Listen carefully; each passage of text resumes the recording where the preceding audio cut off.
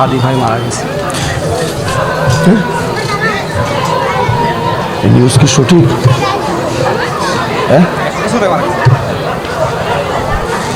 আমার ভাইরা সকলে পড়ুন, ইন্না লিল্লাহি ওয়া ইন্না ইলাইহি রাজিউন। আবারও পড়ুন, ইন্না লিল্লাহি ওয়া ইন্না ইলাইহি রাজিউন। আমার ভাইরা, আমি একটু আগে যার কথা বলছিলাম, জুলাই গণ অভ্যুত্থানের যিনি নায়ক, আমরা কয়েকদিন থেকেই বিভিন্ন রকমের আমরা উল্টাপাল্টা পোস্ট দেখছিলাম। তবে বিশ্বস্ত সূত্রে জানতে পারলাম যে ওসমান হাদি ভাই আমাদের মাঝে আর নেই। ইন্না লিল্লাহি ওয়া ইন্না ইলাইহি রাজিউন। ওনার মৃত্যু, ওনার এই অবস্থার জন্য কারা দায়ী শুনবেন? ওনার এই মৃত্যুর পিছনে কারা দায়ী আমি কি বলে দেব? শুনবেন? মান ক্বাতালা নাফসান বিগাইরি নাফসিন আও ফাসাদিন ফিল আরদ ফাকান্নামা ক্বাতালান নাস জামিয়া। এই ইতিহাস নতুন ইতিহাস নয়। আমরা দেখেছি এই বাংলাদেশে যখন যারাই পাওয়ারে থাকে, যখন থাকে চেয়ারে, তখন তাই জোরে জোরে দেয় গিয়ার রে। কথা বলুন ঠিক না বেঠিক? আমাদের শরীফ ওসমান হাদি ভাই, কিছুক্ষণের মধ্যে যে আমার সংবাদ আসলো, এই ওসমান হাদি ভাই আমাদের মাঝে এই দুনিয়ায় বেঁচে নাই। দরদির আমার কথা যেন জড়িয়ে যাচ্ছে। এই কথা আমি কেন মেনে নিতে পারছি না? তার কারণ আজকে আপনাদের কাছে যেমন এই গণ অভ্যুত্থানের যিনি নায়ক ছিলেন আবু সাঈদ, আবুল আরিহান, মুগ্ধ, ইয়ামিন যেমন করে আপনার কাছে সম্মানিত, যেমন করে মর্যাদাপূর্ণ, তেমন করে আমার ওসমান হাদি ভাই তাদের চাইতে 1 ইঞ্চিও ভূমিকা কম রাখেনি। কথা বলুন ঠিক না বেঠিক? আজকে তারা দুনিয়ায় চলে গেছে, তাই সবাই তাদের জন্য বাহাবা করছেন, বাহাবা দিচ্ছেন। কিন্তু এই ওসমান হাদি ভাইকে গুলি কেন করলো? আপনারা শুনেছেন ঢাকা 8 আসনে এই ছোট্ট মানুষ শরীফ ওসমান হাদি ভাই, ছোট্ট মানুষ, ঢাকা 8 আসনে নির্বাচনের জন্য তিনি মনোনীত হয়েছেন। কথা ঠিক না ব্যাঠিক? তার ইনকলাব মঞ্চের মুখপাত্র এই ওসমান হাদি ভাই, ছোট্ট মানুষ ভোটের জন্য দাঁড়িয়েছে, অনেক বড় বড় নেতার পায়জামা নষ্ট হয়ে গেছে। কথা বলুন ঠিক না ব্যাঠিক? ওসমান হাদি ভাইকে কারা মেরেছে জানেন? এর পিছনে আমি দায়ী করব তাদেরকে।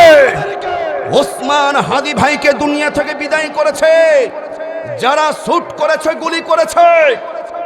যেই বদমাইশ কুলাঙ্গার ওসমান হাদিকে গুলি করেছে, এই কিন্তু চিহ্নিত একটা সন্ত্রাসী গুন্ডা। কথা বলুন ঠিক না ব্যাঠিক? গত 24 নভেম্বরে এই হাদি ভাইয়ের খুনি যেই গুলি করেছেন, সে কিন্তু বিদেশি অস্ত্র সহ অ্যারেস্ট হয়েছিল।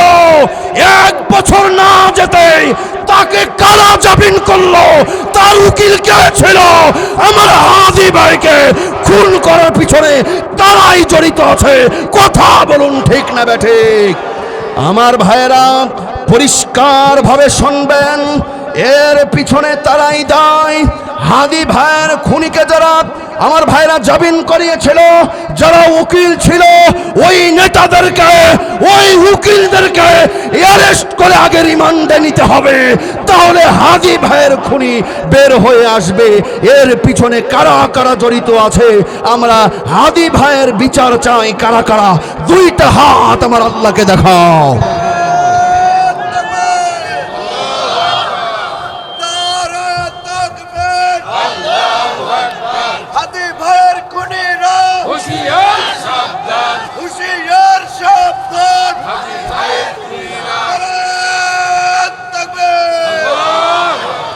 আমার ভাইরা মনক্ষুণ্ণ হবেন না। যে যে এখন খুশি হয়েছেন, দাবি হচ্ছেন যে আমরা একটা স্বাধীন রাষ্ট্র পেয়েছি, বলছেন আলী রায়হান, আবু সাঈদ, ইয়ামিন মুগ্ধর অবদান প্রকাশ করছেন।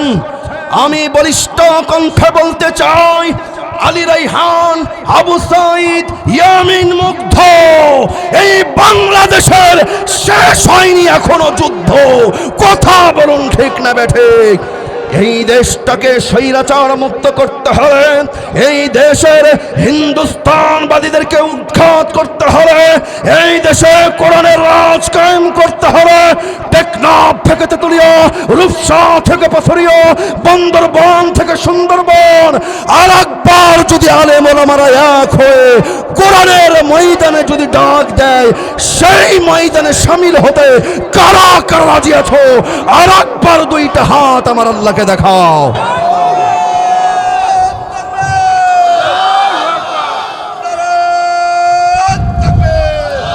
আল্লাহ পাক কবুল করুন, বলে আমিন। আরো আওয়াজ দিয়ে পড়ুন আমিন।